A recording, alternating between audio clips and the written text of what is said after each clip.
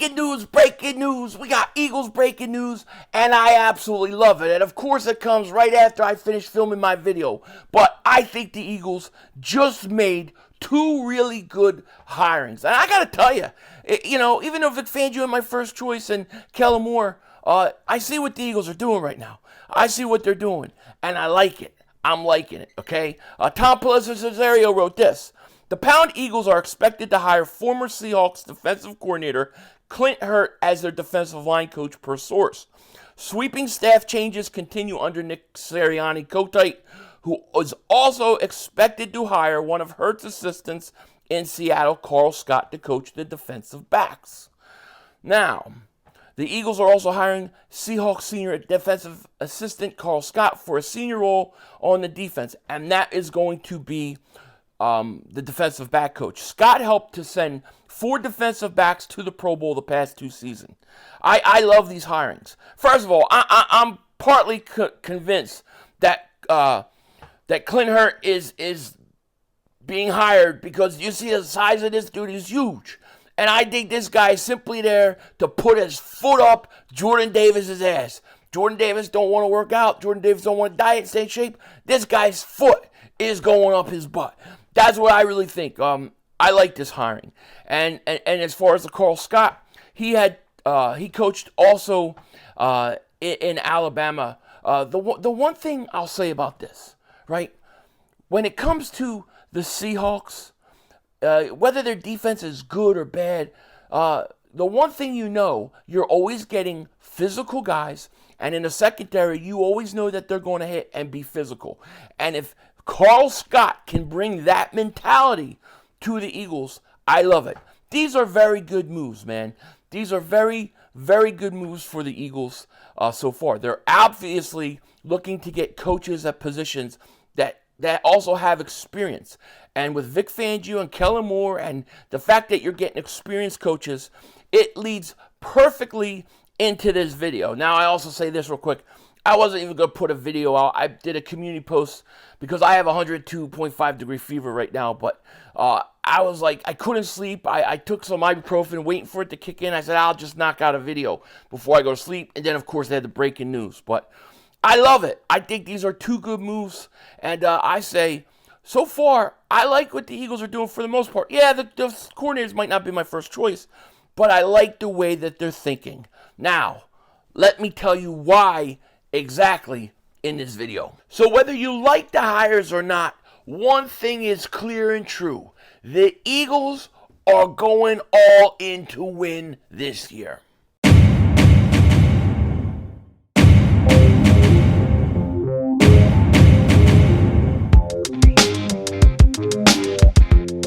Dallas still stinks. Yo, by the way, Dingbat here. Hope everybody's having a great day. Hope you guys are doing well. Hope you're hanging in there. So the Eagles now have a defensive coordinator and an offensive coordinator. 2 experienced coordinators at that. And what can that tell us about their plans and what they're going to do? It tells us they're going all in to win. This isn't a team that is getting ready to rebuild. This isn't a team that is starting over. This is a team that is looking at retooling and going out there and trying to win a Super Bowl. Now, before we get into all of it, I just want to thank everybody who joined me yesterday for the AFC Championship game. It was a lot of fun. We had a blast. And yes, the Super Bowl is going to be probably the least compelling Super Bowl you could possibly have. We just literally watched the Chiefs 49ers Super Bowl. I don't think anybody wants to watch it. I could care less. I don't need to see. If I see that Swift girl one more time, I am going to jump out a window. Like, I could care less. I don't care. That's how I feel. I'm so sick of seeing it on Twitter. I'm so sick of seeing it on TV. Please, somebody, put me out of my misery because it's driving me nuts. But the Super Bowl is set. Congratulations to the Chiefs. Congratulations to the 49ers. You guys are in the Super Bowl, and I have no choice but to root for the Chiefs. I've got no choice. Let Mahomes get number 3. That's all I can say. To me, I feel like the Eagles, they could have been that team in against the 49ers and took them out. You know, Detroit had them. Detroit had them. I'm sorry, the coach blew it with not kicking those field goals. He just did. It's the way it is. He choked it away. It is what it is. I guess, you know, first time in that situation, now you learn, you know. So it is what it is. But you're going to get the Chiefs, Niners. Ooh, thrill. Big, lot of fun. We'll see. It is what it is. Now, as you all guys know, we got Vic Fangio as defensive coordinator. How old is Vic Fangio? Like 87? Something like that, 90-something years old. He's a pretty old guy, right? He's a pretty old guy. And you got Kellen Moore, who's been, as offensive coordinator for like 6 years between Dallas and then the 1 year with the Chargers. So he's been around for a while. So you've got two experienced coordinators that are basically running the show. It ain't the coach. Nick KOTITE is just the front man. He's the CEO guy. He's the manager. You know, he's that guy. He's not going to be making game plans, calling plays, or anything like that. It's going to be strictly on the coordinators. And it makes you got to wonder, right? It makes you wonder how much say, and I know that the head coach, I don't believe, under the Eagles, I don't believe the head coach usually gets a lot of say anyways in terms of like draft picks or who you're getting, okay? I usually think that he doesn't get a lot of that. But how much room will the offensive and defensive coordinator get? I'm willing to bet you this. I'm willing to bet you that Vic Fangio is going to have a lot of pull with Howie Roseman. I think they're going to look to him. They're going to see what he wants defensively, and I think they're going to go out and get it. The one thing that we can know for sure with Kellen Moore and Vic Fangio being your coordinators, the one thing you know for sure, this isn't a team looking to take a step back. As many people like to go out and talk and say, hey, yeah, you know, we're going to go out and we're going to rebuild and we're going to have to tear it down and then build it up. You don't go out and get Vic Fangio and Kellen Moore, two experienced coaches, if you're looking at taking a couple steps back for a few years. No. What you're looking at is two coordinators, especially Vic Fangio, who's older. You think he wants to wait 3-4 years to sit there and rebuild a team? No. Do you think Kellen Moore doesn't want to have one good year in Philly and then head off to a head coaching job somewhere? Of course he does. So you got two coordinators that are coming in here to win now, to go out there and win mother humping now. Not in a few years, not take step back, not clean house. You know, that's why when I hear the A.J. Brown trade thing, it's so stupid. So stupid. It's stupid. Stupid. What the hell is going on with my TV here? What the hell? My stupid TV just decided to turn on. I was saying, A.J. Brown's not going anywhere. He's staying. He's not going anywhere. And my TV turns on. It's kind of freaky stuff. I don't know what's going on here. Might got a UFO over my head or something. Aliens, them little creepy bastards with the big old bubbly eyes and the little bubble fingers. I hate them bastards. If they ever showed up in my room, I'll kick the shit out of them. So, excuse my language, but I would. I ain't playing. I'll hit them into next week, you know. But anyways, you got two coaches that are coordinators that are not coming in here for a rebuild. All right, people got to understand that. And when you look at the direction of where this team is going, they're going all in. They're going all in. I have said this before. The Eagles usually win more games the more aggressive Howie Roseman is in the offseason. Howie Roseman is getting ready to go off. You realize that, right? He's getting ready to go off. He is going to create cap space, and then he is going to go out and he is going to get players. Who, I don't know, Patrick Queen? Oh, that would be great. I would love to see a linebacker. What I think the first thing that Howie's got to do before you get into free agency, and I think the Eagles will do this, you're going to have to extend Haason Reddick. There is no way in hell Haason Reddick is going anywhere. It makes absolutely no sense, okay? Now, if you were to renegotiate a contract and give Haason Reddick an extension, you would save $11,832,000, right? Reddick finished the year with 11 sacks and 38 tackles in 17 regular season games, and he recorded double-digit sacks for the 4th consecutive season, leading the team in that category and tying for 15th in the NFL. Maybe if Nolan Smith had showed he was ready to be an elite pass rusher, then the idea to cut Reddick and saving $11 million after dead money allotment, yeah, you could do it. I still don't think you would do it. But obviously, you've got to extend Haason Reddick. You're at about $20-something million right now. You extend Reddick, that takes you over $30 million in cap, okay? So that's the first thing you have to do. You have to, why is my phone all worked? You have to extend Reddick.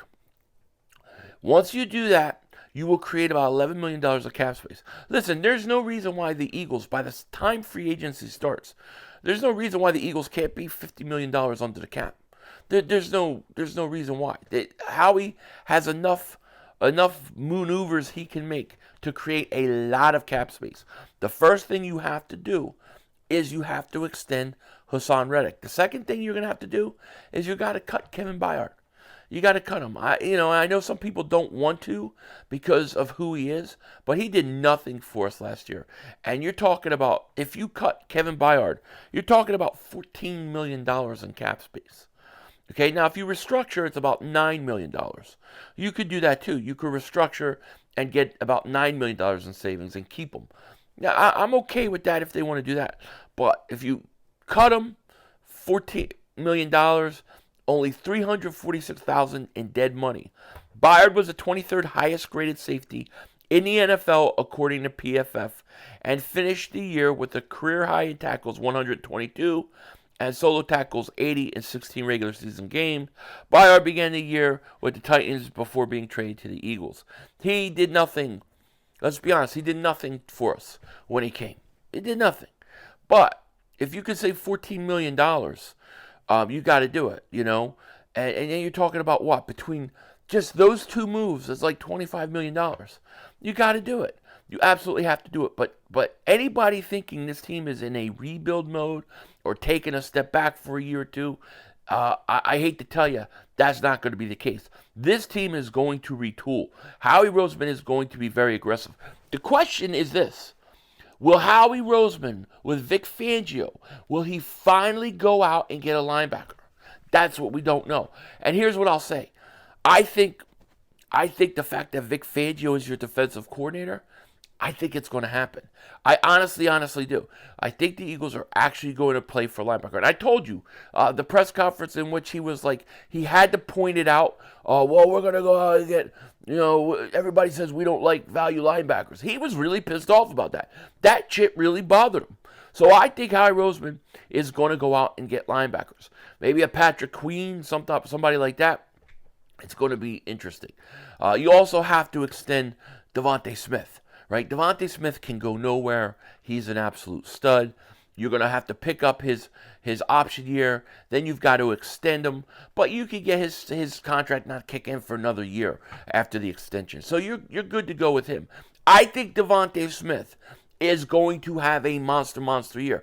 I think the emergence of Kellen Moore is going to give Devontae Smith, or take Devontae Smith, to a new level. The one thing you can't say about Kellen Moore is he couldn't get his receivers involved. Okay, especially when he was with Dallas. Lamb, Amari Cooper, Cedric Wilson, Gallup, they all contributed that one year that they went off. That was their best year, really. That was their best chance to win a Super Bowl. But they choked. And I think it's so funny listening to Cowboy fans sit there and cry and bitch and moan and whine. The Eagles got Kellen Moore. We think it's so funny. It ain't Kellen Moore. It was your choking coach, and it was your choking quarterback. And you just scapegoated Kellen Moore. Well, guess what? Those days are over. Those days are over because the Eagles are coming. Kellen Moore is coming. Pause. Coming hard. Pause. And he's coming, and Dallas is going down this year. I feel... What am I doing?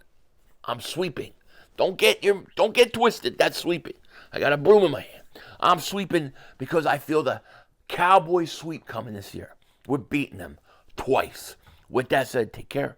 Talk to you later, of course. Don't be a Dingbat. Remember, it's Howie Vision, baby. we're all just living in it.